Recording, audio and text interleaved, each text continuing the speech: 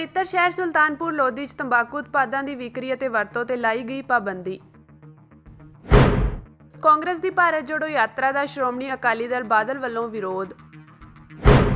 ਲਖੀਮਪੁਰ ਖੇੜੀ ਹਿੰਸਾ ਮਾਮਲੇ ਦੀ ਸੁਣਵਾਈ ਪੂਰਾ ਕਰਨ ਲਈ ਲੱਗ ਸਕਦਾ ਹੈ 5 ਸਾਲ ਦਾ ਸਮਾਂ। ਪਵਿੱਤਰ ਸ਼ਹਿਰ ਸੁਲਤਾਨਪੁਰ ਲੋਧੀ ਦੀ ਧਾਰਮਿਕ ਮਹੱਤਤਾ ਅਤੇ ਲੋਕਾਂ ਦੀਆਂ ਧਾਰਮਿਕ ਭਾਵਨਾਵਾਂ ਨੂੰ ਮੁੱਖ ਰੱਖਦਿਆਂ ਜ਼ਿਲ੍ਹਾ ਮੈਜਿਸਟ੍ਰੇਟ ਕਪੂਰਥਲਾ ਵਿਸ਼ੇਸ਼ ਸਾਰੰਗਲ ਨੇ ਫੌਜਦਾਰੀ ਜ਼ਾਬਤਾ ਸੰਹਿਤਾ 1973 ਦੀ ਧਾਰਾ 144 ਅਧੀਨ ਪ੍ਰਾਪਤ ਹੋਏ ਅਧਿਕਾਰਾਂ ਦੀ ਵਰਤੋਂ ਕਰਦਿਆਂ ਸੁਲਤਾਨਪੁਰ ਲੋਧੀ ਦੀ ਮਿਊਨਿਸਪਲ ਕੌਂਸਲ ਦੇ ਅਧਿਕਾਰ ਖੇਤਰ ਦੇ ਦਾਇਰੇ ਵਿੱਚ ਹਰ ਪ੍ਰਕਾਰ ਦੇ ਤੰਬਾਕੂ ਉਤਪਾਦਾਂ ਦੀ ਵਿਕਰੀ ਅਤੇ ਵਰਤੋਂ ਤੇ ਰੋਕ ਲਗਾਉਣ ਦੇ ਹੁਕਮ ਜਾਰੀ ਕੀਤੇ ਹਨ। ਇਹ ਹੁਕਮ 11 ਜਨਵਰੀ 2023 ਤੋਂ 11 ਮਾਰਚ 2023 ਤੱਕ ਲਾਗੂ ਰਹਿਣਗੇ। ਜਾਰੀ ਹੁਕਮਾਂ ਵਿੱਚ ਕਿਹਾ ਗਿਆ ਹੈ ਕਿ ਗ੍ਰਹਿ ਮਾਮਲੇ ਤੇ ਨਿਆਂ ਵਿਭਾਗ ਪੰਜਾਬ ਸਰਕਾਰ ਵੱਲੋਂ ਆਪਣੇ ਹੁਕਮਾਂ ਰਾਹੀਂ ਸੁਲਤਾਨਪੁਰ ਲੋਧੀ ਨੂੰ ਪਵਿੱਤਰ ਸ਼ਹਿਰ ਘੋਸ਼ਿਤ ਕੀਤਾ ਜਾ ਚੁੱਕਿਆ ਹੈ। ਇਸ ਲਈ ਸੁਲਤਾਨਪੁਰ ਲੋਧੀ ਵਿੱਚ ਤੰਬਾਕੂ ਉਤਪਾਦਾਂ ਦੀ ਵਿਕਰੀ ਅਤੇ ਵਰਤੋਂ ਤੇ ਪੂਰਨ ਤੌਰ ਤੇ ਰੋਕ ਲਗਾਉਣੀ ਜ਼ਰੂਰੀ ਹੈ। ਕਾਂਗਰਸ ਦੇ ਸਾਬਕਾ ਪ੍ਰਧਾਨ ਰਾਹੁਲ ਗਾਂਧੀ ਦੀ ਭਾਰਤ ਜੋੜੋ ਯਾਤਰਾ ਪੰਜਾਬ ਵਿੱਚ ਸ਼ੁਰੂ ਹੋ ਗਈ ਹੈ। ਇਸ ਸੰਬੰਧੀ ਕਾਂਗਰਸ ਵੱਲੋਂ ਪ੍ਰੈਸ ਕਾਨਫਰੰਸ ਕੀਤੀ ਗਈ, ਜਿਸ ਵਿੱਚ ਪੰਜਾਬ ਪ੍ਰਦੇਸ਼ ਕਾਂਗਰਸ ਦੇ ਪ੍ਰਧਾਨ ਅਮਰਿੰਦਰ ਸਿੰਘ ਰਾਜਾ ਵੜਿੰਗ ਅਤੇ ਵਿਰੋਧੀ ਧਿਰ ਦੇ ਨੇਤਾ ਪ੍ਰਤਾਪ ਸਿੰਘ ਬਾਜਵਾ ਨੇ ਸੰਬੋਧਨ ਕੀਤਾ ਅਤੇ ਉਹਨਾਂ ਨੇ ਭਾਰਤ ਜੋੜੋ ਯਾਤਰਾ ਦੀ ਰਣਨੀਤੀ ਬਾਰੇ ਜਾਣਕਾਰੀ ਦਿੱਤੀ। ਇਸ ਮੌਕੇ ਭਾਰਤ ਜੋੜੋ ਯਾਤਰਾ ਦਾ ਥੀਮ ਗੀਤ ਵੀ ਰਿਲੀਜ਼ ਕੀਤਾ ਗਿਆ। ਇਸ ਮੌਕੇ ਗੱਲ ਕਰਦਿਆਂ ਕਾਂਗਰਸੀ ਆਗੂ ਜੈਰਾਮ ਰਮੇਸ਼ ਨੇ ਕਿਹਾ ਕਿ ਭਾਰਤ ਜੋੜੋ ਯਾਤਰਾ ਰਾਹੀਂ ਕਾਂਗਰਸ ਸਾਡੇ ਸਮਾਜ, ਦੇਸ਼ ਤੇ ਲੋਕਤੰਤਰ ਦੇ ਸਾਹਮਣੇ ਜੋ 3 ਵੱਡੇ ਖਤਰੇ ਹਨ ਉਹਨਾਂ ਖਿਲਾਫ ਆਵਾਜ਼ ਚੁੱਕ ਰਹੀ ਹੈ।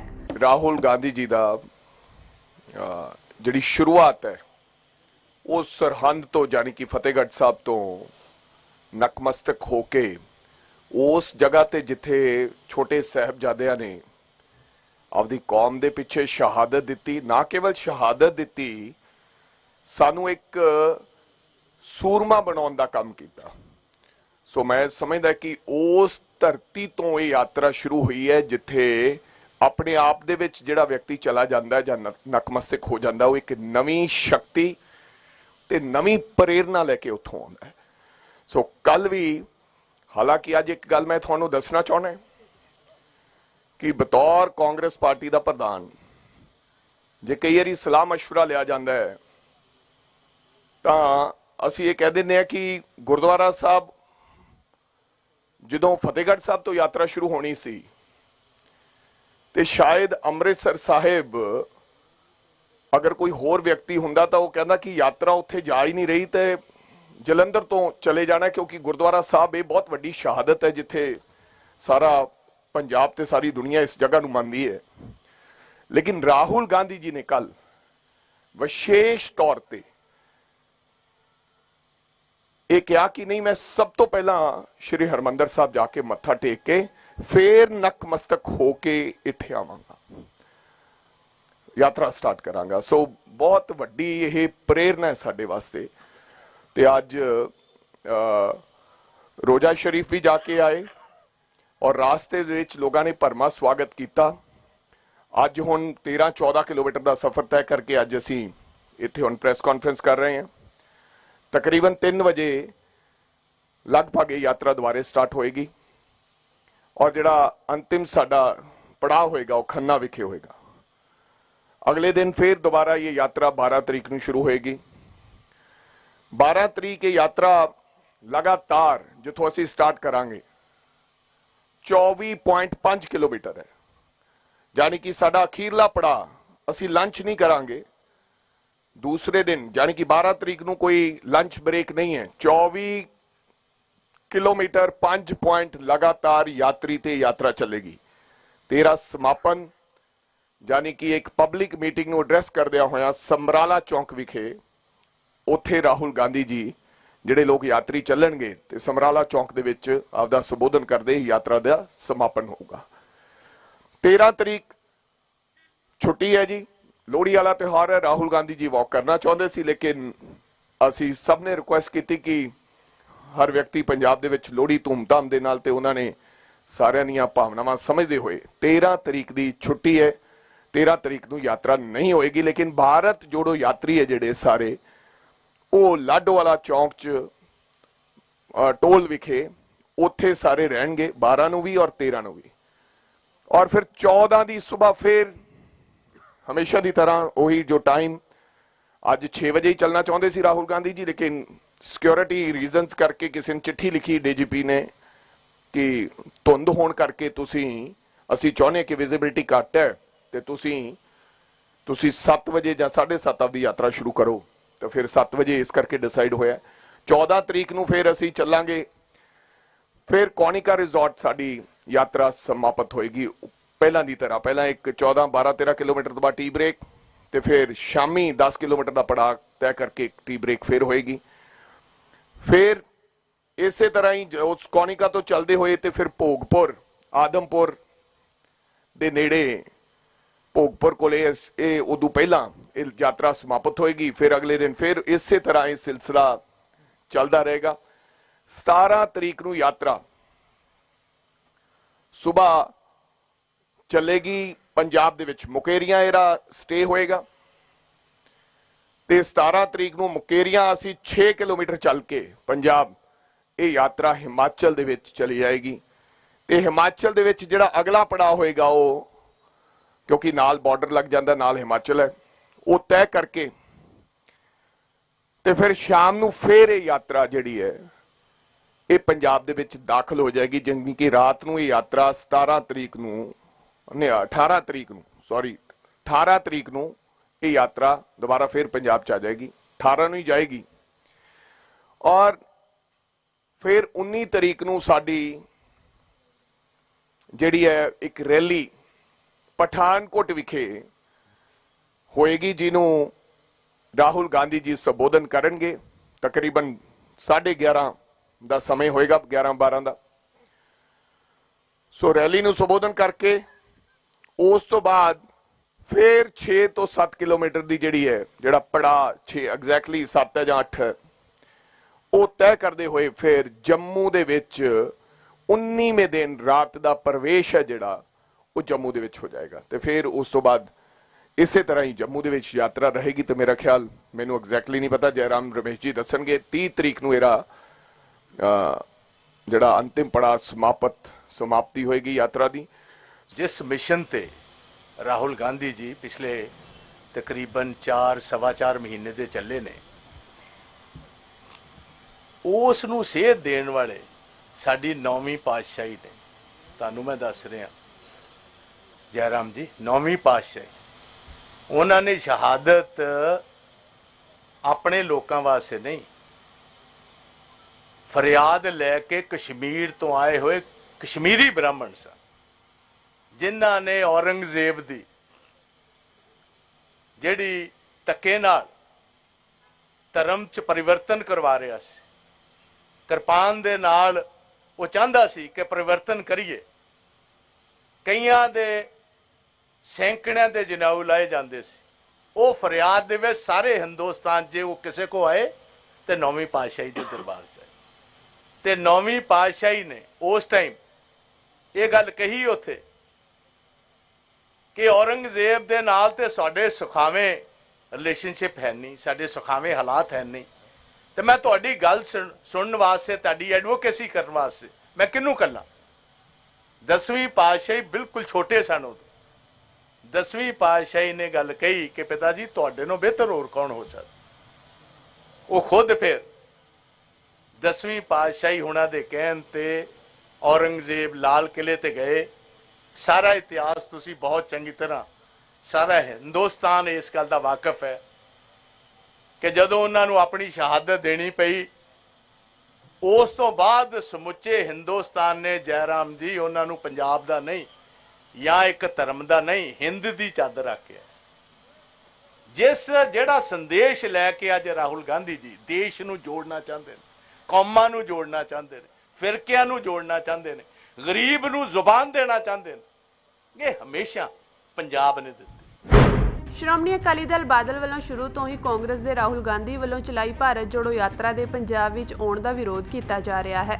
ਇਸ ਵਿਰੋਧ ਦੇ ਚੱਲਦਿਆਂ ਅਕਾਲੀ ਦਲ ਵੱਲੋਂ ਇੱਕ ਪ੍ਰੈਸ ਕਾਨਫਰੰਸ ਵੀ ਕੀਤੀ ਗਈ ਜਿਸ ਵਿੱਚ ਅਕਾਲੀ ਦਲ ਦੇ ਬੁਲਾਰੇ ਨੇ ਰਾਹੁਲ ਗਾਂਧੀ ਨੂੰ ਸਿੱਖਾਂ ਦੇ ਕਤਲੇਆਮ ਨਾਲ ਜੁੜੇ ਕਈ ਸਵਾਲ ਵੀ ਕੀਤੇ। ਉਹਨਾਂ ਨੇ ਕਿਹਾ ਕਿ ਕੱਲ ਰਾਹੁਲ ਗਾਂਧੀ ਸ਼੍ਰੀ ਦਰਬਾਰ ਸਾਹਿਬ ਨਤਮਸਤਕ ਹੋਏ ਸਨ ਅਤੇ ਉਹਨਾਂ ਨੇ ਕੇਸਰੀ ਰੰਗ ਦੀ ਦਸਤਾਰ ਸਜਾਈ ਹੋਈ ਸੀ। ਉਹਨਾਂ ਕਿਹਾ ਕਿ ਇਹ ਸਭ ਵੇਖ ਕੇ ਸਿੱਖਾਂ ਦੇ ਉਹ ਜ਼ਖਮ ਹਰੇ ਹੋ ਗਏ ਜੋ ਆਪਰੇਸ਼ਨ ਬਲੂ ਸਟਾਰ ਸਮੇਂ ਕਾਂਗਰਸ ਸਰਕਾਰ ਦੁਆਰਾ ਸਿੱਖਾਂ ਨੂੰ ਦਿੱਤੇ ਗਏ ਸਨ। ਅੱਜ ਰਸਮੀ ਤੌਰ ਤੇ ਰਾਹੁਲ ਗਾਂਧੀ ਨੇ ਪੰਜਾਬ 'ਚ ਭਾਰਤ ਜੋੜੋ ਯਾਤਰਾ ਸ਼ੁਰੂ ਕੀਤੀ ਹੈ ਫਤਿਹਗੜ੍ਹ ਸਾਹਿਬ ਤੋਂ।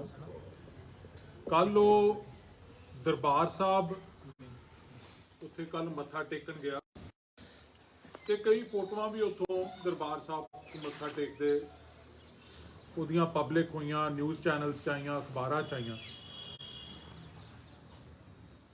ਫੋਟੋਆਂ ਦੇਖ ਕੇ ਜਿਵੇਂ ਸਾਰੇ ਜ਼ਖਮ ਹਰੇ ਹੋ ਗਏ ਹੋਣ, ਤਾਜ਼ਾ ਹੋ ਗਏ ਹੋਣ, 84 ਦੀ ਯਾਦ ਦੁਬਾਰਾ ਇੱਕ ਵਾਰੀ ਹਰ ਸਿੱਖ ਦੇ, ਹਰ ਪੰਜਾਬੀ ਦੇ ਮਨ ਵਿੱਚ ਆਈ। ਦੇਖੋ, ਮੈਂ 2 ਫੋਟੋਆਂ ਉਹਦੀਆਂ ਦੇਖੀਆਂ, ਆ ਸੱਚਖੰਡ ਸਾਹਿਬ 'ਚ ਬੈਠੇ ਦੀ ਤੇ ਆ 84 ਦੀ। ਆ ਫੋਟੋ ਦੇਖਦੇ ਸਾਰ ਮੇਰੀਆਂ ਅੱਖਾਂ ਸਾਹਮਣੇ ਆ ਫੋਟੋ ਆ ਗਈ। ਦੇਖੋ, ਇਹ ਉਹ ਜ਼ਖਮ ਹੈ ਜਿਹੜੇ ਨਾ ਤਾਂ ਕਦੇ ਭਰਨੇ ਆ, ਨਾ ਕਦੇ ਭੁੱਲਨੇ ਆ। ਪਰ ਜਦੋਂ ਇਹੋ ਜਿਹੀਆਂ ਫੋਟੋ ਓਪਰਚੁਨਿਟੀਜ਼ ਲੋਕ ਜਾ ਕੇ ਕਰਨ, ਇਹ ਜ਼ਖਮ ਸਾਰੇ ਜਿਵੇਂ ਖਰੇਦ ਕੇ ਕੋਈ ਤੁਹਾਡੇ ਤਾਜ਼ਾ ਕਰਦਾ ਹੋਵੇ, ਉਹ ਹਾਲ ਹੁੰਦਾ ਬੰਦੇ ਦਾ। ਫੋਟੋ ਓਪਰਚੁਨਿਟੀ ਮੈਂ ਕਿਉਂ ਕਹਿ ਰਿਹਾ? ਕਿਉਂਕਿ ਰਾਹੁਲ ਗਾਂਧੀ ਉੱਥੇ ਮੱਥਾ ਟੇਕਣ ਗਿਆ ਦਰਬਾਰ ਸਾਹਿਬ। 1984 ਚ ਜੋ ਕੁਝ ਦਰਬਾਰ ਸਾਹਿਬ ਚ ਬਲੂ ਸਟਾਰ ਆਪਰੇਸ਼ਨ ਮੌਕੇ ਵਾਪਰਿਆ, ਉਹ ਕਿਸੇ ਤੋਂ ਗੱਲ ਭੁੱਲੀ ਨਹੀਂ। ਰਾਹੁਲ ਗਾਂਧੀ ਦੀ ਦਾਦੀ ਕਾਂਗਰਸ ਪਾਰਟੀ ਦੀ ਉਸ ਵੇਲੇ ਦੀ ਪ੍ਰਧਾਨ ਮੰਤਰੀ ਇੰਦਰਾ ਗਾਂਧੀ ਦੇ ਹੁਕਮਾਂ ਤੇ ਫੌਜ ਨੇ ਦਰਬਾਰ ਸਾਹਿਬ ਤੇ ਧਾਵਾ ਬੋਲਿਆ, ਟੈਂਕਾਂ ਤੋਪਾਂ ਨਾਲ ਮੀਰੀ ਪੀਰੀ ਦੇ ਮਾਲਕ ਦੇ ਉਸ ਤਖਤ ਨੂੰ ਢਹਿ ਢੇਰੀ ਕੀਤਾ ਗਿਆ। ਉਹ ਗੱਲਾਂ ਭੁੱਲਣ ਵਾਲੀਆਂ। ਗੁਰੂ ਰਾਮਦਾਸ ਪਾਤਸ਼ਾਹ ਦਾ ਉਹ ਦਰ, ਜਿੱਥੇ ਦੁਨੀਆ ਭਰ ਚੋਂ ਸੰਗਤਾਂ ਸਰਬੱਤ ਦੇ ਭਲੇ ਦੀ ਗੱਲ ਕਰਨ ਆਉਂਦੀਆਂ, ਸੁੱਖ ਮੰਗਣ ਆਉਂਦੀਆਂ, ਉਸ ਪ੍ਰਕਰਮਾ 'ਚ ਟੈਂਕਾਂ ਤੋਪਾਂ ਨੂੰ ਵਾੜਿਆ ਗਿਆ। ਪਵਿੱਤਰ ਦਿਨ ਚੁਣਿਆ ਗਿਆ। ਸੰਗਤਾਂ ਦੇ ਲਹੂ ਨਾਲ ਦਰਬਾਰ ਸਾਹਿਬ ਦਾ ਉਹ ਪਵਿੱਤਰ ਸਰੋਵਰ ਲਾਲ ਕਰ ਦਿੱਤਾ ਗਿਆ। ਮੈਂ ਇਹ ਪੁੱਛਣਾ ਚਾਹੁੰਦਾ ਰਾਹੁਲ ਗਾਂਧੀ ਨੂੰ ਕਿ ਕੀ ਉਸ ਗੱਲ ਦੀ ਉਹਨੇ ਨਤਮਸਤਕ ਹੁੰਦੇ ਸਮੇਂ ਉਸ ਗੱਲ ਦੀ, ਉਸ ਗੁਨਾਹ ਦੀ, ਉਸ ਬੱਜਰ ਪਾਪ ਦੀ ਮਾਫੀ ਮੰਗੀ ਗੁਰੂ ਸਾਹਿਬ ਤੋਂ? ਦੇਖੋ, ਇਹ ਨਾ ਕਾਬਲੇ ਮਾਫੀ ਗੱਲਾਂ ਕਈ ਹੁੰਦੀਆਂ, ਇਹ ਨਾ ਕਾਬਲੇ ਮਾਫੀ ਹੈ। ਪਰ ਫਿਰ ਵੀ ਮੈਂ ਪੁੱਛਣਾ ਚਾਹੁੰਦਾ ਕਿ ਰਾਹੁਲ ਗਾਂਧੀ ਨੇ ਇਸ ਬੱਜਰ ਪਾਪ ਦੀ, ਜਿਹੜਾ ਇੰਦਰਾ ਗਾਂਧੀ ਨੇ ਕੀਤਾ, ਗਾਂਧੀ ਪਰਿਵਾਰ ਨੇ ਕੀਤਾ, ਕਾਂਗਰਸ ਦੀ ਉਸ ਵੇਲੇ ਦੀ ਸਰਕਾਰ ਨੇ ਕੀਤਾ, ਕੀ ਉਹਦੀ ਮਾਫੀ ਮੰਗੀ? ਤੁਸੀਂ ਸਾਰੇ ਬੜੇ ਸਿਆਣੇ ਲੋਕ ਬੈਠੇ ਹੋ, ਇਤਿਹਾਸ ਜਾਣਦੇ ਹੋ। ਦੁਨੀਆ ਦਾ ਇਤਿਹਾਸ ਕੱਢ ਲਓ, ਦੁਨੀਆ ਦਾ ਇਤਿਹਾਸ ਕੱਢ ਲਓ। ਸਾਰੀ ਦੁਨੀਆ ਦੇ ਇਤਿਹਾਸ 'ਚ ਤੁਹਾਨੂੰ ਇੱਕ ਵੀ ਉਦਾਹਰਣ ਨਹੀਂ ਮਿਲੂਗੀ ਜਿੱਥੇ ਕਿਸੇ ਦੇਸ਼ ਦੀ ਡੈਮੋਕ੍ਰੈਟਿਕਲੀ ਇਲੈਕਟਡ ਸਰਕਾਰ ਨੇ ਉਸੇ ਦੇਸ਼ ਦੇ ਸਭ ਤੋਂ ਸਤਿਕਾਰਤ ਧਾਰਮਿਕ ਸਥਾਨ ਤੇ, ਸਭ ਤੋਂ ਪਵਿੱਤਰ ਧਾਰਮਿਕ ਸਥਾਨ ਤੇ ਫੌਜ ਚੜਾ ਕੇ ਤੇ ਹਮਲਾ ਕੀਤਾ ਹੋਵੇ। ਤੁਹਾਨੂੰ ਸਾਰੀ ਦੁਨੀਆ 'ਚ ਕੋਈ ਹੋਰ ਉਦਾਹਰਣ ਨਹੀਂ ਮਿਲੂਗੀ। ਇੱਕੋ ਉਦਾਹਰਣ ਹੈ ਸਾਰੀ ਦੁਨੀਆ ਦੇ ਇਤਿਹਾਸ, ਹਜ਼ਾਰਾਂ ਸਾਲ ਪੁਰਾਣਾ ਇਤਿਹਾਸ ਹੈ ਦੁਨੀਆ ਦਾ। ਇੱਕੋ ਉਦਾਹਰਣ ਹੈ ਜਦੋਂ ਕਿਸੇ ਦੇਸ਼ ਦੀ ਡੈਮੋਕ੍ਰੈਟਿਕਲੀ ਇਲੈਕਟਡ ਗਵਰਨਮੈਂਟ ਨੇ ਉਸੇ ਦੇਸ਼ ਦੇ ਇੱਕ ਧਾਰਮਿਕ ਸਥਾਨ ਤੇ ਫੌਜ ਤੋਂ ਹਮਲਾ ਕਰਾਇਆ ਹੋਵੇ। ਉਹ ਉਦਾਹਰਣ ਹੈ ਇੰਦਰਾ ਗਾਂਧੀ ਨੇ ਜਦੋਂ ਦਰਬਾਰ ਸਾਹਿਬ ਤੇ ਫੌਜ ਤੋਂ ਹਮਲਾ ਕਰਾਇਆ। ਕੀ ਰਾਹੁਲ ਗਾਂਧੀ ਨੇ ਉਸ ਗੱਲ ਦੀ ਮਾਫੀ ਮੰਗੀ? ਜੇ ਨਹੀਂ ਮੰਗੀ ਤਾਂ ਫਿਰ ਇਹ ਮੀਅਰ ਫੋਟੋ ਆਪ ਹੀ ਸੀ।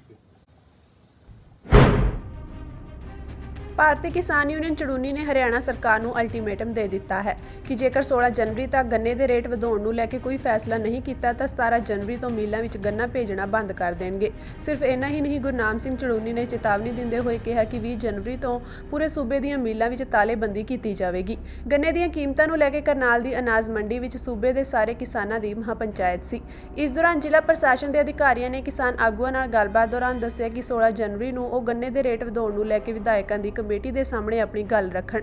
ਜਿਸ ਤੋਂ ਬਾਅਦ ਭਾਰਤੀ ਕਿਸਾਨ ਯੂਨੀਅਨ ਚੜੂਨੀ ਨੇ ਸਰਕਾਰ ਨੂੰ ਅਲਟੀਮੇਟਮ ਦਿੰਦੇ ਹੋਏ ਅੰਦੋਲਨ ਖਤਮ ਕਰਨ ਦਾ ਐਲਾਨ ਕੀਤਾ। ਕਰਨਾਲ ਵਿੱਚ ਭਾਰਤੀ ਕਿਸਾਨ ਯੂਨੀਅਨ ਚੜੂਨੀ ਨੇ ਕਿਹਾ ਕਿ ਕਿਸਾਨ 450 ਰੁਪਏ ਫੀ ਕੁਇੰਟਲ ਗੰਨੇ ਦੀ ਮੰਗ ਕਰ ਰਹੇ ਹਨ, ਜਦਕਿ ਹਰਿਆਣਾ ਸਰਕਾਰ ਫਿਲਹਾਲ 362 ਰੁਪਏ ਫੀ ਕੁਇੰਟਲ ਦੇ ਰਹੀ ਹੈ। ਇਸ ਤੋਂ ਇਲਾਵਾ ਕਿਸਾਨ ਜਥੇਬੰਦੀ ਦਾ ਇਹ ਵੀ ਇਲਜ਼ਾਮ ਹੈ ਕਿ ਸਰਕਾਰ ਨੇ ਗੰਨੇ ਦੀ ਬਕਾਇਆ ਰਕਮ ਵੀ ਨਹੀਂ ਦਿੱਤੀ ਹੈ। ਉਹਨਾਂ ਕਿਹਾ ਕਿ ਹਰ ਵਾਰ ਗੰਨੇ ਦਾ ਰੇਟ ਵਧਾਇਆ ਜਾਂਦਾ ਹੈ, ਪਰ ਇਸ ਵਾਰ ਵਾਧਾ ਨਹੀਂ ਹੋਇਆ ਹੈ। ਭਾਰਤੀ ਕਿਸਾਨ ਯੂਨੀਅਨ ਚੜੂਨੀ ਵੱਲੋਂ ਗੰਨੇ ਦੇ ਰੇਟ ਨੂੰ ਲੈ ਕੇ ਬੁਲਾਈ ਗਈ ਮਹਾਪੰਚਾਇਤ ਤੋਂ ਬਾਅਦ ਪ੍ਰਸ਼ਾਸਨ ਹਰਕਤ ਵਿੱਚ ਆ ਗਿਆ ਸੀ।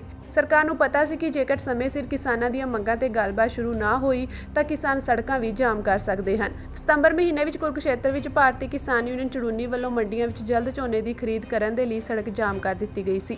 ਧਰਨਾ ਚੁਕਾਉਣ ਦੇ ਲਈ ਪ੍ਰਸ਼ਾਸਨ ਨੂੰ ਕਾਫੀ ਮੁਸ਼ੱਕਤ ਕਰਨੀ ਪਈ ਸੀ। ਲੋਕਾਂ ਨੂੰ ਹੋਈ ਪਰੇਸ਼ਾਨੀ ਦੀ ਵਜ੍ਹਾ ਕਰਕੇ मामला पंजाब हरियाणा हाई कोर्ट भी पहुंचा सी। देखिए, आज प्रशासन ने मीटिंग बुलाई थी और गन्ने का रेट को लेकर जो है वो पिछले 6 दिनों से धरने चले हुए हैं। आज महापंचायत करनाल की अनाज मंडी में की है और आज प्रशासन ने बुलाए थे, एसपी, डीसी, डीएसपी, एसडीएम बीच में शामिल थे और उन्होंने ऊपर बात करके ये कहा है कि आज जो ऊपर कमेटी थी उससे बात की है, जो एमएलओ की कमेटी बनाई थी गन्ने का भाव बढ़ाने के लिए, तो उसने 16 तारीख की मीटिंग हमारी बुलाई है और अगर 16 को रेट फाइनल होता है तो ठीक है, वरना जो पंचायत ने फैसला लिया है वो ये है कि 17 तारीख से छिलाई बंद और 20 तारीख से मिलेगा। सर, कितना रेट है आप फिलहाल और कितनी मांग कर रहे हैं? देखिए, रेट जो है वो 362 रुपये है और पिछले 8 सालों में जो मोदी ने वादा किया था कि दोगुने रेट हम आमदन दोगुनी हम कर देंगे, वो दोगुनी करने की बजाय जो 2014 में सामान हम 1 क्विंटल गन्ना बेच के खरीदते थे बाजार से, वही सामान आज 1.25 क्विंटल गन्ने का भी नहीं आएगा। तो हमारी आमदन कम हो गई है। हमारी मांग ये है कि 2014 को मूल्य सूचकांक से जोड़ दें। जितनी कर्मचारियों की तनख्वाह बढ़ी है, जितनी अधिकारियों की तनख्वाह बढ़ी है, जितनी एमएलए की तनख्वाह बढ़ी है 2014 से लेके, बस उसी रेशो में गन्ने का रेट बढ़ा दें। क्या लगता है पंजाब में हरियाणा से रेट ज्यादा है और हरियाणा में कम है? क्या लगता है सरकार की क्या मंशा है? देखिए, पंजाब में ज़्यादा है, हर साल जो है वो हरियाणा में पूरे देश की ज़्यादा रहते हैं, लेकिन अब की बार पंजाब में ज़्यादा है और अब की जो यहाँ की बीजेपी सरकार है उसका नहीं। शुगर मिल बंद तो जो खेत में गन्ना पड़ा है उसका क्या करेंगे? आपके बिल्कुल नुकसान होगा और लड़ाई में कभी पतासे नहीं पड़ते, लड़ाई में नुकसान ही हुआ करता है। हाँ। और आज जो किसानों ने फैसला लिया है वो आपके सामने, आपकी सहमति से लिया है कि हो सकता है हमें गन्ने को आग लगानी पड़े। आगे आने वाले टाइम में मोस्ट प्रोबेबली आगे जो हफ्ता है, हफ्ता भर में कमेटी अपनी रिपोर्ट जो है सरकार को भेज देगी। उसके बाद में सरकार will take an appropriate decision. किसानों से क्या बातचीत हुई? इसमें कुछ किसान एग्री हो गए? नहीं, उनकी डिमांड थी कि भी उनकी भी बात सुनी जाए, तो हमने जो एसीएस एग्रीकल्चर मैडम है उनके साथ में बातचीत करी और उन्होंने इनको नेक्स्ट वीक बुलाया है इनकी बात सुनने के लिए। उसके बाद में वो कमेटी के सामने भी अपनी बात रखेंगे और उसके बाद में कमेटी अपनी रिपोर्ट सरकार को सौंपेंगे। सहमति बनी है? नहीं, सहमति और असहमति वाली तो कोई बात है ही नहीं। वो डिमांड है, डिमांड को फिर कमेटी, एक अप्रोप्रिएट कमेटी बना रखी है स्टेट गवर्नमेंट ने, तो उसको फिर डिसाइड करना है, उसको कमेटी को अपनी रिकमेंडेशन देनी है और स्टेट को फिर उसको रिकमेंडेशंस को एक्सेप्ट और रिजेक्ट करना है। ਹਰਿਆਣਾ ਸਿੱਖ ਗੁਰਦੁਆਰਾ ਪ੍ਰਬੰਧਕ ਕਮੇਟੀ ਨੂੰ ਲੈ ਕੇ ਇੱਕ ਵਾਰ ਮੁੜ ਤੋਂ ਹਲਚਲ ਤੇਜ਼ ਹੋਣ ਵਾਲੀ ਹੈ। ਹਰਿਆਣਾ ਸ਼੍ਰੋਮਣੀ ਗੁਰਦੁਆਰਾ ਪ੍ਰਬੰਧਕ ਕਮੇਟੀ ਦੇ ਸਾਬਕਾ ਪ੍ਰਧਾਨ ਜਗਦੀਸ਼ ਸਿੰਘ ਝਿੰਡਾ ਨੇ ਨਵੀਂ ਪ੍ਰਬੰਧਕ ਕਮੇਟੀ ਦੇ ਖਿਲਾਫ ਵੱਡੀ ਰਣਨੀਤੀ ਬਣਾਈ ਹੈ। ਇਸ ਦੇ ਲਈ ਉਹ 18 ਜਨਵਰੀ ਨੂੰ ਸ੍ਰੀ ਅਕਾਲ ਤਖਤ ਸਾਹਿਬ ਦੇ ਜਥੇਦਾਰ ਗਿਆਨੀ ਹਰਪ੍ਰੀਤ ਸਿੰਘ ਨੂੰ ਮਿਲਣ ਜਾ ਰਹੇ ਹਨ। ਝਿੰਡਾ ਦੇ ਨਾਲ ਹੁੱਡਾ ਸਰਕਾਰ ਵੱਲੋਂ ਗਠਨ ਕੀਤੀ ਗਈ 41 ਮੈਂਬਰੀ ਕਮੇਟੀ ਦੇ ਮੈਂਬਰ ਵੀ ਸ੍ਰੀ ਅਕਾਲ ਤਖਤ ਸਾਹਿਬ ਦੇ ਜਥੇਦਾਰ ਨਾਲ ਮੀਟਿੰਗ ਕਰਨਗੇ। ਸਾਬਕਾ ਪ੍ਰਧਾਨ ਜਗਦੀਸ਼ ਸਿੰਘ ਝਿੰਡਾ ਨੇ ਹਰਿਆਣਾ ਸਰਕਾਰ ਤੇ ਇਲਜ਼ਾਮ ਲਾਇਆ ਹੈ ਕਿ ਖੱਟਰ ਸਰਕਾਰ ਵੱਲੋਂ ਬਣਾਈ ਗਈ 38 ਮੈਂਬਰੀ ਕਮੇਟੀ ਵਿੱਚ ਆਰਐਸਐਸ ਦੇ ਏਜੰਟਾਂ ਨੂੰ ਸ਼ਾਮਿਲ ਕੀਤਾ ਗਿਆ ਹੈ। ਸਿਰਫ ਇੰਨਾ ਹੀ ਨਹੀਂ, ਝਿੰਡਾ ਨੇ ਕਿਹਾ ਕਿ ਸਰਕਾਰ ਉਹਨਾਂ ਦੇ ਇਸ਼ਾਰੇ ਤੇ ਕੰਮ ਕਰ ਰਹੀ ਹੈ ਤਾਂ ਕਿ ਸਿੱਖ ਭਾਈਚਾਰਾ ਆਪਸ ਵਿੱਚ ਲੜਦਾ ਰਹੇ। ਉਹਨਾਂ ਕਿਹਾ ਕਿ 41 ਮੈਂਬਰ 18 ਜਨਵਰੀ ਨੂੰ ਸ੍ਰੀ ਅਕਾਲ ਤਖਤ ਦੇ ਜਥੇਦਾਰ ਨਾਲ ਮੁਲਾਕਾਤ ਕਰਕੇ ਹਰਿਆਣਾ ਗੁਰਦੁਆਰਾ ਪ੍ਰਬੰਧਕ ਕਮੇਟੀ ਨੂੰ ਲੈ ਕੇ ਜ਼ਮੀਨੀ ਹਕੀਕਤ ਸਾਹਮਣੇ ਰੱਖਣਗੇ, ਜਿਸ ਤੋਂ ਬਾਅਦ ਸ੍ਰੀ ਅਕਾਲ ਤਖਤ ਸਾਹਿਬ ਤੋਂ ਹੁਕਮਨਾਮਾ ਜਾਰੀ ਹੋਵੇਗਾ ਤੇ ਉਸ ਦੇ ਮੁਤਾਬਕ ਹੀ ਉਹ ਅੱਗੇ ਦੀ ਰਣਨੀਤੀ ਬਣਾਉਣਗੇ। ਸ਼੍ਰੋਮਣੀ ਅਕਾਲੀ ਦਲ ਸੰਯੁਕਤ ਦੇ ਮੁਹਾਲੀ ਸਥਿਤ ਮੁੱਖ ਦਫ਼ਤਰ ਵਿਖੇ ਪੰਥਕ ਆਗੂਆਂ ਦੀ ਅਹਿਮ ਮੀਟਿੰਗ ਸੁਖਦੇਵ ਸਿੰਘ ਢੀਂਡਸਾ ਦੀ ਅਗਵਾਈ ਹੇਠ ਹੋਈ। ਮੀਟਿੰਗ 'ਚ ਸ਼੍ਰੋਮਣੀ ਕਮੇਟੀ ਦੇ ਸਾਬਕਾ ਪ੍ਰਧਾਨ ਬੀਬੀ ਜਗੀਰ ਕੌਰ, ਸੀਨੀਅਰ ਅਕਾਲੀ ਆਗੂ ਰਤਨ ਸਿੰਘ ਅਜਨਾਲਾ, ਜਗਮੀਤ ਸਿੰਘ ਬਰਾੜ ਤੇ ਬੂਟਾ ਸਿੰਘ ਰਣਸ਼ੀਦ ਸਮੇਤ ਪਾਰਟੀ ਦੀ ਸਮੁੱਚੀ ਲੀਡਰਸ਼ਿਪ ਹਾਜ਼ਰ ਸੀ। ਮੀਟਿੰਗ 'ਚ ਆਗੂਆਂ ਨੇ ਸ਼੍ਰੋਮਣੀ ਅਕਾਲੀ ਦਲ ਦੀ ਮੁੜ ਸੁਰਜੀਤੀ ਲਈ ਵਿਚਾਰ ਪੇਸ਼ ਕੀਤੇ ਤੇ ਇਕਜੁੱਟ ਹੋ ਕੇ ਸਿੱਖ ਸੰਸਥਾਵਾਂ ਦਾ ਵਕਾਰ ਬਹਾਲ ਕਰਨ ਲਈ ਪੰਥਕ ਵਿਚਾਰਧਾਰਾ ਨੂੰ ਉਭਾਰਨ ਤੇ ਜ਼ੋਰ ਦਿੱਤਾ। ਮੀਟਿੰਗ ਉਪਰੰਤ ਗੱਲਬਾਤ ਕਰਦਿਆਂ ਪਾਰਟੀ ਪ੍ਰਧਾਨ ਸੁਖਦੇਵ ਸਿੰਘ ਢੀਂਡਸਾ ਨੇ ਕਿਹਾ ਕਿ ਪੰਥ ਅਤੇ ਪੰਜਾਬ ਦਾ ਬਾਦਲ ਪਰਿਵਾਰ ਤੋਂ ਖਹਿੜਾ ਛਡਾਉਣ ਲਈ ਇਕਜੁੱਟ ਹੋਣ ਦੀ ਬੇਹੱਦ ਲੋੜ ਹੈ ਤਾਂ ਜੋ ਸ਼੍ਰੋਮਣੀ ਕਮੇਟੀ ਅਤੇ ਅਕਾਲੀ ਦਲ ਤੇ ਆਪਣੀ ਅਜ਼ਾਰੇਦਾਰੀ ਕਾਇਮ ਕਰਕੇ ਬੈਠੇ ਬਾਦਲ ਪਰਿਵਾਰ ਨੂੰ ਸਿੱਖਾਂ ਦੀਆਂ ਸਿਰਮੌਰ ਸੰਸਥਾਵਾਂ ਤੋਂ ਲਾਂਭੇ ਕੀਤਾ ਜਾ ਸਕੇ। ਉਹਨਾਂ ਕਿਹਾ ਕਿ ਧਰਮ 'ਚ ਸਿਆਸਤ ਦੀ ਕੋਈ ਜਗ੍ਹਾ ਨਹੀਂ, ਬਲਕਿ ਧਰਮ ਦਾ ਕੁੰਡਾ ਹਮੇਸ਼ਾ ਰਾਜਨੀਤੀ ਤੋਂ ਉੱਪਰ ਹੁੰਦਾ ਹੈ। ਇਸ ਦੌਰਾਨ ਬੀਬੀ ਜਗੀਰ ਕੌਰ ਨੇ ਕਿਹਾ ਕਿ ਬਾਦਲ ਦਲ ਵੱਲੋਂ ਪੰਥਕ ਏਜੰਡੇ ਨੂੰ ਪੂਰੀ ਤਰ੍ਹਾਂ ਤਿਲਾਂਜਲੀ ਦਿੱਤੇ ਜਾਣ ਕਾਰਨ ਹੀ ਸਦੀ ਪੁਰਾਣੀ ਸ਼ਹੀਦਾਂ ਦੀ ਜਥੇਬੰਦੀ ਸ਼੍ਰੋਮਣੀ ਅਕਾਲੀ ਦਲ ਅੱਜ ਹਾਸ਼ੀਏ ਤੇ ਆ ਗਈ ਹੈ। ਉਹਨਾਂ ਕਿਹਾ ਕਿ ਜੇਕਰ ਪੰਥ ਮਜ਼ਬੂਤ ਹੋਵੇਗਾ ਤਾਂ ਅਕਾਲੀ ਦਲ ਆਪਣੇ ਆਪ ਹੀ ਮਜ਼ਬੂਤ ਹੋ ਜਾਵੇਗਾ, ਲਿਹਾਜ਼ਾ ਪੰਥ ਹਿਤੈਸ਼ੀ ਲੋਕਾਂ ਨੂੰ ਇਕੱਠੇ ਹੋਣਾ ਚਾਹੀਦਾ ਹੈ। ਇਸ ਮੌਕੇ ਜਗਮੀਤ ਸਿੰਘ ਬਰਾੜ ਨੇ ਕਿਹਾ ਕਿ ਇਹ ਸਮੇਂ ਦੀ ਲੋੜ ਹੈ ਕਿ ਸ਼੍ਰੋਮਣੀ ਕਮੇਟੀ ਅਤੇ ਅਕਾਲੀ ਦਲ ਦੇ ਪੰਥਕ ਸਿਧਾਂਤਾਂ ਤੇ ਪਹਿਰਾ ਦਿੰਦੇ ਹੋਏ ਪੰਥ ਅਤੇ ਪੰਜਾਬ ਨੂੰ ਮੁੜ ਸੁਰਜੀਤ ਕੀਤਾ ਜਾਵੇ। ਕਿਸਾਨ ਮਜ਼ਦੂਰ ਸੰਘਰਸ਼ ਕਮੇਟੀ ਵੱਲੋਂ ਜੀਰਾ ਮੋਰਚਾ ਨੂੰ ਸਮਰਥਨ ਦੇਣ ਲਈ ਦਿੱਤੇ ਗਏ ਸੱਦੇ ਦੇ ਤਹਿਤ ਅੱਜ ਸਾਰੇ ਸੂਬੇ ਵਿੱਚ 14 ਜ਼ਿਲ੍ਹਿਆਂ ਦੇ ਪ੍ਰਦੂਸ਼ਣ ਕੰਟਰੋਲ ਬੋਰਡ ਦੇ ਦਫ਼ਤਰਾਂ ਅੱਗੇ ਧਰਨੇ ਦਿੱਤੇ ਗਏ ਹਨ ਤੇ ਸਬੰਧਤ ਅਫਸਰਾਂ ਨੂੰ ਮੰਗ ਪੱਤਰ ਦਿੱਤੇ ਗਏ। ਜਿਨ੍ਹਾਂ ਦਫ਼ਤਰਾਂ ਵਿੱਚ ਅਫਸਰ ਨਹੀਂ ਬੈਠਦੇ ਹਨ ਤਾਂ ਉੱਥੋਂ ਦੇ ਡਿਪਟੀ ਕਮਿਸ਼ਨਰਾਂ ਨੂੰ ਇਹ ਮੰਗ ਪੱਤਰ ਦਿੱਤੇ ਗਏ। ਜ਼ਿਕਰਯੋਗ ਹੈ ਕਿ ਕਿਸਾਨ ਮਜ਼ਦੂਰ ਸੰਘਰਸ਼ ਕਮੇਟੀ ਵੱਲੋਂ ਪਿਛਲੇ ਦਸੰਬਰ ਮਹੀਨੇ ਤੋਂ ਹੀ ਪੰਜਾਬ ਭਰ ਵਿੱਚ ਕਈ ਜਗ੍ਹਾ ਟੋਲ ਪਲਾਜ਼ਿਆਂ ਨੂੰ 1 ਮਹੀਨੇ ਲਈ ਬੰਦ ਕੀਤਾ ਗਿਆ ਹੈ ਤੇ ਉਸ ਤੋਂ ਵੀ ਪਹਿਲਾਂ ਦੇ ਡਿਪਟੀ ਕਮਿਸ਼ਨਰਾਂ ਦੇ ਦਫ਼ਤਰ ਅੱਗੇ ਧਰਨੇ ਲਗਾਤਾਰ ਜਾਰੀ ਹਨ। ਇਸੇ ਕੜੀ ਦੇ ਤਹਿਤ ਜ਼ਿਲ੍ਹਾ ਅੰਮ੍ਰਿਤਸਰ ਦੇ ਵੱਲਾ ਅੰਮ੍ਰਿਤਸਰ ਮਾਰਗ ਤੇ ਸਥਿਤ ਫੋਕਲ ਪੁਆਇੰਟ ਦੇ ਅੰਦਰ ਸਥਿਤ ਪ੍ਰਦੂਸ਼ਣ ਕੰਟਰੋਲ ਬੋਰਡ ਦੇ ਦਫ਼ਤਰ ਦਾ ਵੱਡੇ ਪੱਧਰ ਤੇ ਘਿਰਾਓ ਕੀਤਾ ਗਿਆ। ਕਮੇਟੀ ਆਗੂਆਂ ਨੇ ਸਿੱਧਾ ਕਿਹਾ ਕਿ ਸਰਕਾਰ ਦੀਆਂ ਕਾਰਪੋਰੇਟ ਪੱਖੀ ਨੀਤੀਆਂ ਕਰਕੇ ਫੈਕਟਰੀਆਂ ਦੁਆਰਾ ਅਣਸੋਧਿਆ ਜ਼ਹਿਰੀਲਾ ਕੈਮੀਕਲ ਵਾਲਾ ਪਾਣੀ ਲਗਾਤਾਰ ਨਦੀਆਂ, ਬਰਸਾਤੀ ਨਾਲਿਆਂ ਤੇ ਧਰਤੀ ਹੇਠਾਂ ਪਾ ਕੇ ਪੰਜਾਬ ਦੇ ਦਰਿਆਈ ਤੇ ਧਰਤੀ ਹੇਠਲੇ ਪਾਣੀਆਂ ਵਿੱਚ ਮਿਲਾਇਆ ਜਾ ਰਿਹਾ ਹੈ। ਉਹਨਾਂ ਕਿਹਾ ਕਿ ਆਪਣੇ ਸਿਆਸੀ ਅਕਾਵਾਂ ਨੂੰ ਖੁਸ਼ ਕਰਨ ਲਈ ਪੰਜਾਬ ਪ੍ਰਦੂਸ਼ਣ ਕੰਟਰੋਲ ਬੋਰਡ ਦੀ ਅਪਣਾਈ ਜਾਂਦੀ ਢਿੱਲੀ ਕਾਰਗੁਜ਼ਾਰੀ ਕਾਰਨ ਹੀ ਇਸ ਤਰ੍ਹਾਂ ਦੇ ਹਾਲਾਤ ਪੈਦਾ ਹੋਏ ਹਨ। ਫੈਕਟਰੀਆਂ ਪਾਣੀ ਦੀ ਬੇਤਹਾਸ਼ਾ ਦੁਰਵਰਤੋਂ ਕਰ ਰਹੀਆਂ ਹਨ ਤੇ ਇਹਨਾਂ ਦੀ ਵਜ੍ਹਾ ਨਾਲ ਦੇਸ਼ ਦੇ ਵੱਡੇ ਦਰਿਆ ਜਿਵੇਂ ਗੰਗਾ, ਜਮਨਾ, ਸਤਲੁਜ, ਬਿਆਸ ਅੱਜ ਜ਼ਹਿਰੀਲੇ ਪਾਣੀ ਦੇ ਸੋਮੇ ਬਣ ਰਹੇ ਹਨ, ਜਿਸ ਲਈ ਸਾਰੀਆਂ ਸਰਕਾਰਾਂ ਜ਼ਿੰਮੇਵਾਰ ਹਨ। ਆਗੂਆਂ ਦਾ ਇਹ ਵੀ ਕਹਿਣਾ ਸੀ ਕਿ ਉਹ ਫੈਕਟਰੀ ਵਿਰੋਧੀ ਨਹੀਂ ਹਨ, ਪਰ ਪਾਣੀ ਦੂਸ਼ਿਤ ਕਰਨ ਵਾਲੇ ਕਿਸੇ ਵੀ ਅਦਾਰੇ ਖਿਲਾਫ ਕਾਰਵਾਈ ਦੀ ਮੰਗ ਕਰਨਾ ਸਭ ਦਾ ਫਰਜ਼ ਬਣਦਾ ਹੈ। ਪੰਜਾਬ ਦੇ ਜਿਹੜੇ ਕਾਰਪੋਰੇਟ ਘਰਾਣਿਆਂ ਦਾ ਮੀਡੀਆ ਵਾ ਤੁਹਾਡੇ ਮੁੱਦਿਆਂ ਨੂੰ ਨਹੀਂ ਚੱਕੂਗਾ। ਜਿੰਨਾ ਕੁ ਤੱਕ ਤੁਸੀਂ ਆਪਣੀ ਗੱਲ ਪਹੁੰਚਾਉਂਦੇ ਜਿਹਨੂੰ ਲੋੜ ਪੈ ਜਾਂਦੀ ਆ, ਉਹਨੇ ਬੜੇ ਤਰੀਕੇ ਨਾਲ ਇੱਕ ਮੁੱਦਾ ਆਇਆ ਲੁਧਿਆਣੇ ਤੋਂ ਕੋਈ ਅਫਸਰ ਜਿਹੜਾ ਵਿਜੀਲੈਂਸ ਉਹਨੂੰ ਗ੍ਰਿਫਤਾਰ ਕਰਨ ਵਾਲੇ ਮਸਲੇ ਵਾਰੰਟ ਕੱਢਦੀ ਆ, ਉਹਦਾ ਕਹਿਣਾ ਵੀ ਮੈਨੂੰ ਨਜਾਇਜ਼ ਫਸਾਇਆ ਜਾ ਰਿਹਾ, 3-4 ਸਾਲ ਹੋ ਗਏ ਆ ਜੀ। ਉਦੋਂ ਬਾਅਦ ਪੀਸੀਐਸ ਤੇ ਆਈਪੀਐਸ ਅਫਸਰ ਹੜਤਾਲ ਤੇ ਚਲੇ ਜਾਂਦੇ ਆ, ਉਹ ਸਾਰੇ ਮੀਡੀਆ ਦਾ ਸ਼ਿਕਾਰ ਬਣ ਜਾਂਦਾ। ਔਰ ਫਿਰ ਕੁਰਕੀ ਮਾਰਦਾ ਮੁੱਖ ਮੰਤਰੀ ਤੇ ਫਿਰ ਮੁੱਖ ਮੰਤਰੀ ਦੇ ਗੀਤ ਕਾਰਪੋਰੇਟ ਮੀਡੀਆ ਜਿਨ੍ਹਾਂ ਨੂੰ ਐਡ ਦੇ ਰਿਹਾ ਰੱਜ ਕੇ, ਉਹ ਸਵੇਰ ਤੋਂ ਲੈ ਕੇ ਕਾਵਾਂ ਵਾਂਗ ਉਹੀ ਮੁੱਦੇ ਤੇ ਚਲਾ ਰਹੇ ਆ, ਉਹ ਨਹੀਂ ਬੋਲਣਗੇ। ਦੋਵੇਂ ਕੰਮ ਹੋ ਗਏ ਨਾ, ਜੀਰਾ ਵੀ ਰੋਲਤਾ, ਠੀਕ ਹੈ ਜੀ, ਜਿਹੜਾ ਮਾਲੀ ਲੱਗਾ ਬੰਦੀ ਸਿੰਘਾਂ ਦਾ ਗੁਰੂ ਗ੍ਰੰਥ ਸਾਹਿਬ ਵਾਲਾ ਮੁੱਦਾ ਉਹ ਵੀ ਰੋਲਤਾ, ਜਲੰਧਰ ਵਾਲਾ ਵੀ ਰੋਲਤਾ, ਨਾਲੇ ਉੱਚੋਂ ਵੀ ਕੁਝ ਕੱਢਣ ਪਾਉਣ ਵਾਲਾ ਨਹੀਂ, ਭਾਵੇਂ ਲੋਕਾਂ ਨੂੰ ਤਕਲੀਫ ਹੀ, ਤੇ ਨਾਲੇ ਹੀਰੋ ਬਣ ਕੇ ਉੱਪਰ ਗਿਆ ਵੀ ਮੁੱਖ ਮੰਤਰੀ ਬਹੁਤ ਤਗੜਾ, ਉਹ ਕਹਿੰਦਾ ਜੀ ਭ੍ਰਸ਼ਟਾਚਾਰ ਨਹੀਂ ਰਹਿਣ ਦੇਣਾ। ਠੀਕ ਹੈ, ਭਾਵੇਂ ਦੋਵੇਂ ਸਰਕਾਰਾਂ ਨੇ, ਇੱਕ 5 ਸਾਲ ਦੀ ਸਰਕਾਰ ਆ ਤਾਂ ਇੱਕ ਪੱਕੀ ਸਰਕਾਰ ਆ। ਆਈਪੀਐਸ ਛੋਟੇ ਨਹੀਂ ਹੈ, ਆਈਐਸ ਅਫਸਰ ਛੋਟੇ ਨਹੀਂ ਹੈ, ਉਹ ਵੀ ਸਰਕਾਰ ਆ ਤੇ ਕਈ ਵਾਰੀ ਰਲ ਕੇ ਵੀ ਗੇਮ ਖੇਡੀ ਜਾਂਦੀ ਹੁੰਦੀ ਆ ਤੇ ਤੁਹਾਨੂੰ ਨਹੀਂ ਪਤਾ ਲੱਗਦਾ। ਕੋਈ ਤੁਸੀਂ ਇਸ ਬੰਨੇ ਕਈ ਵਾਰੀ ਤਾੜੀ ਮਾਰ ਦਿੰਦੇ, ਕਈ ਵਾਰੀ ਉਧਰ ਮਾਰ ਦਿੰਦੇ ਆ। ਤੋ ਸਰਕਾਰਾਂ ਨੂੰ ਚਾਉਣ ਲਈ 4 ਸਤੰਭ ਹੁੰਦੇ ਆ, ਇੱਕ ਵਿਧਾਇਕਾ ਜਿਹੜੀ ਤੁਸੀਂ ਚੁਣਦੇ ਜੇ, ਇੱਕ ਕਾਰਜਪਾਲਿਕਾ ਜਿੰਨੀ ਅਫਸਰਸ਼ਾਹੀ ਆ ਉਹ ਸਾਰੀ ਉਹਨਾਂ ਦੀ ਆ, ਉਹ ਕਦੇ ਅੱਡ ਥੋੜੇ ਆ ਵੀ 4 ਤਾਂ ਸਤੰਭ ਆ। ਨਿਆਂਪਾਲਿਕਾ ਆ ਜਾ ਰਹੇ ਅਦਾਲਤਾਂ ਕੇ ਤੁਹਾਡੇ ਹੱਕ 'ਚ ਦੇ ਰਹੇ, ਉਹ ਵੀ ਉਹਨਾਂ ਦੀ ਆ, ਤੇ ਜਿਹੜਾ ਚੌਥਾ ਸਤੰਭ ਜਿਹਨੂੰ ਪ੍ਰੈਸ ਕਹਿੰਦੇ ਆ ਉਹ ਵੀ ਉਹਨਾਂ ਦੀ ਆ। ਤੇ ਬੜਾ ਸੌਖਾ ਆਪਦੇ ਸਤੰਭਾਂ ਨੂੰ ਰਲ ਕੇ ਗੇਮ ਵੀ ਖੇਡੀ ਜਾਏ, ਨਾਲੇ ਮੁੱਖ ਮੰਤਰੀ ਦਾ ਕਿਰਦਾਰ ਵਧੀਆ ਬਣ ਗਿਆ। ਵੇਖੋ ਛੋਲੇ ਗਾਏ ਜਾ ਰਹੇ ਮੀਡੀਆ 'ਚ।